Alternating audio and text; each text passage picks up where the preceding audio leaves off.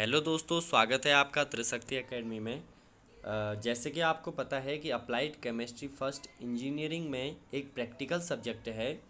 तो इस पे जो काफ़ी बच्चों को ये क्वेरी है कि सर जो इनका प्रैक्टिकल होता है उस पे जो वाइवा होता है उसमें कैसे कैसे क्वेश्चंस आपको पूछे जा सकते हैं, ठीक है।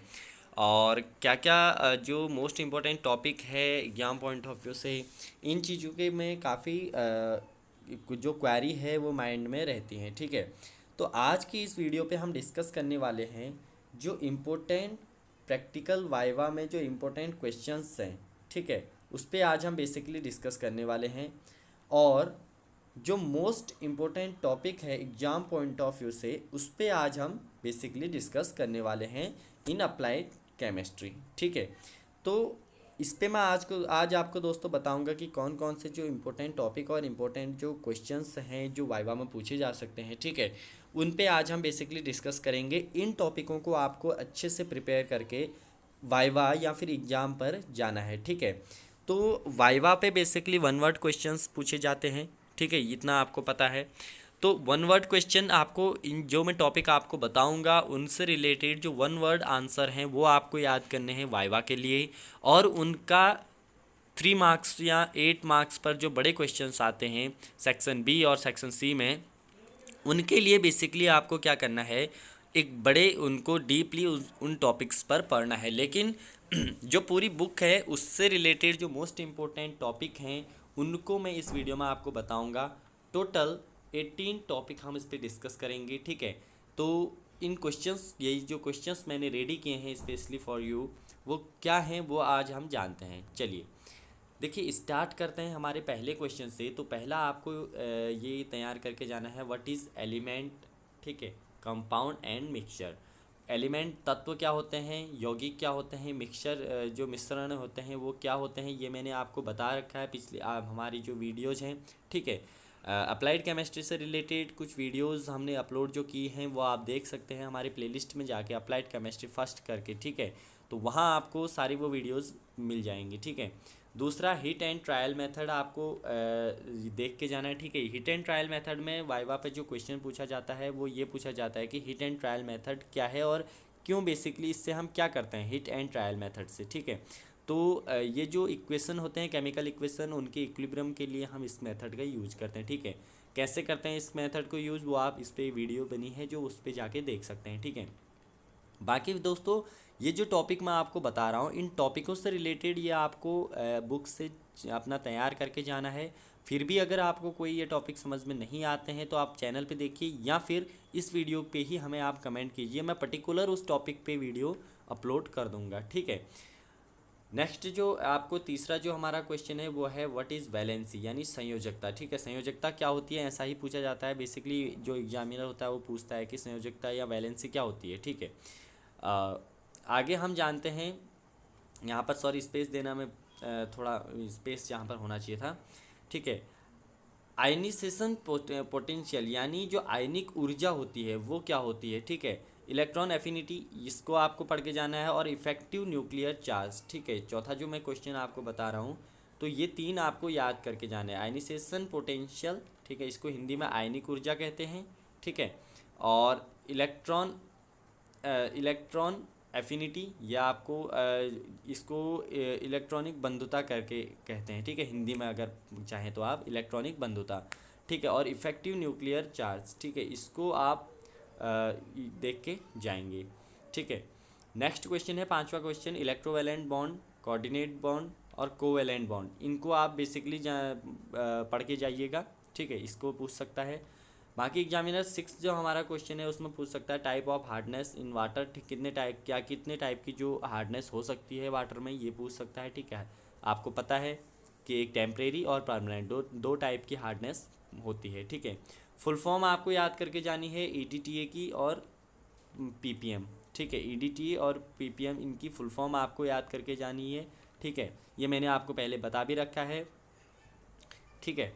तो ethylene diamine tetra acetic acid, ये ईडीटीए का फुल फॉर्म होता है, ठीक है। और पार्ट पर मिलियन, ये जो फुल फॉर्म है पीपीएम की है। पीपीएम ये हार्डनेस की एक यूनिट है, ठीक है।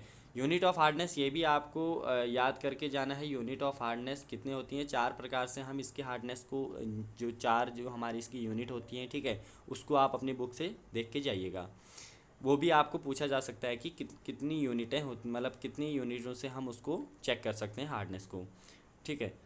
और method to check permanent hardness को चेक करने की कौन कौन सी मेथड हैं ये पूछा जा सकता है, ठीक है। तो इसकी 2 मेथड है, मैं आपको फिर से बता दूँ, मैंने बता भी रखी हैं। EDTA एक होता है EDTA मेथड, ठीक है, और दूसरा इसके जो मेथड है वो है ओ हैनर मेथड, ठीक है, ओ हैनर मेथड, ठीक है। इसको आप पढ़ के जाइएगा।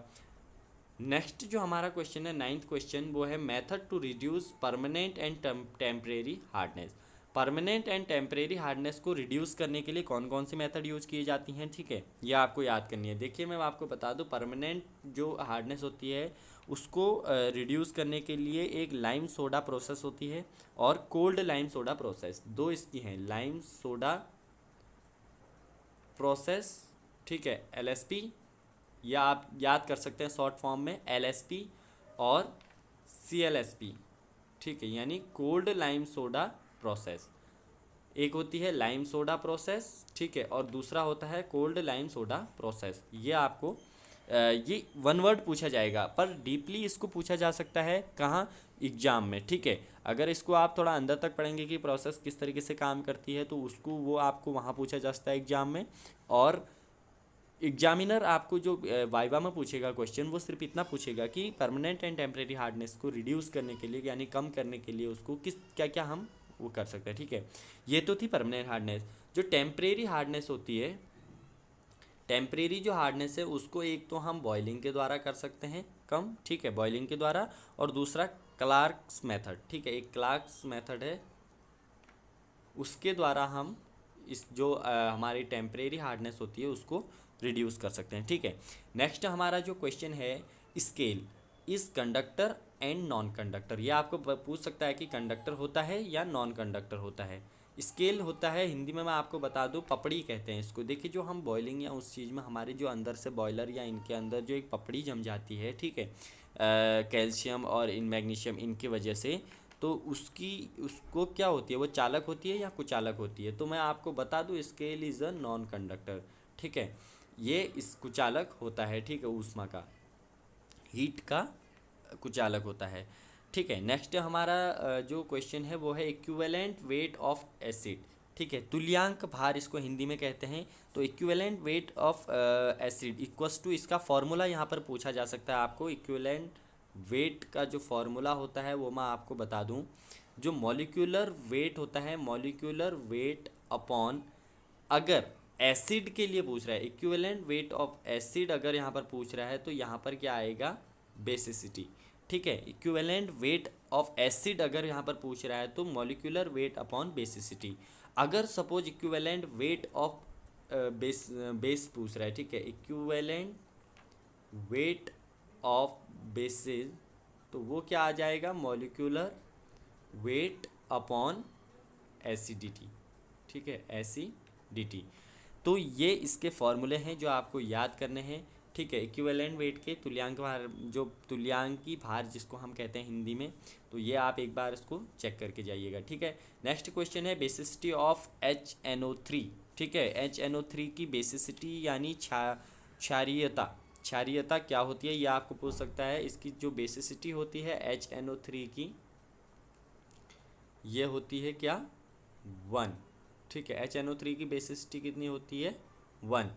तब ये आपको पूछा जाता है, तभी ये इंपॉर्टेंट बन जाता है। एसिडिटी ऑफ MgOH का होल ट्वाइस, ठीक है, एसिडिटी ऑफ MgOH का होल ट्वाइस जो 13 नंबर क्वेश्चन है वो कितनी होती है, 2, ठीक है, ये आपको याद करके जाना है।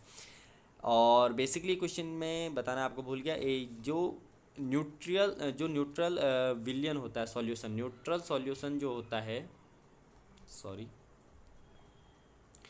जो न्यूट्रल सॉल्यूशन होता है यानी उदासीन विलयन होता है, ठीक है, उसकी कितना पीएच वैल्यू कितनी होती है, उसकी जो पीएच वैल्यू होती है वो होती है 7 लेस देन, जो 7 होगा, 7 से जो लेस देन होगा वो होता है एसिड, ठीक है, जैसे कि आपको पता है। ठीक है। जैसे और जो ब्लड होता है, ब्लड की कितना होता है 7.4, pH value of blood equals to 7.4। और जो ग्रेटर देन 7 होगा, ग्रेटर देन 7 होगा, वो क्या होता है बेसिस, यानी 4 होते हैं। यानी 7 to 14 जिसकी वैल्यू होगी पीएच वैल्यू, वो होंगे 4।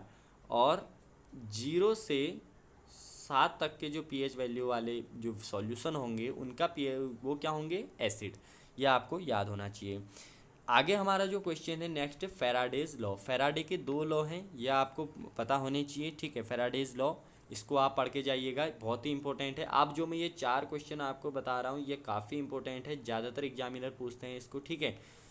फेराडेज लॉ, बफर सॉल्यूशन क्या होता है एसिड के लिए, और ये 2 टाइप का होता है, एसिड और बेस, ठीक है, क्षारीय और अम्लीय, ठीक है। इसको आप याद कर लीजिएगा, एसिड और बेस, इसको आप देख के जाइएगा। हुंस लॉ, हुंस लॉ आपको पूछा जाएगा, ज़रूर पूछेगा एग्जामिनर, ठीक है। हुंस लॉ और पॉलीज लॉ, ये मोस्ट इंपॉर्टेंट 2 नियम हैं जो मैंने आपको बता रखे हैं। अगर आपने नहीं देखा तो इसकी वीडियो आप देख लीजिएगा, ठीक है। और हुंस लॉ और पॉलीज लॉ, ये 2 लॉ आपको ज़रूर पूछेगा, ठीक है। ये जो ऑटोमिक स्ट्रक्चर है उससे रिलेटेड हैं ये दोनों नियम, ठीक है। उनके जो फिल करने के जो रूल हैं उसके संबंधित ये दोनों, ठीक है, लॉ हैं। ये मैंने आपको बता रखे हैं चैनल पे, बट आप फिर भी अगर नहीं आता तो आप देख लीजिएगा।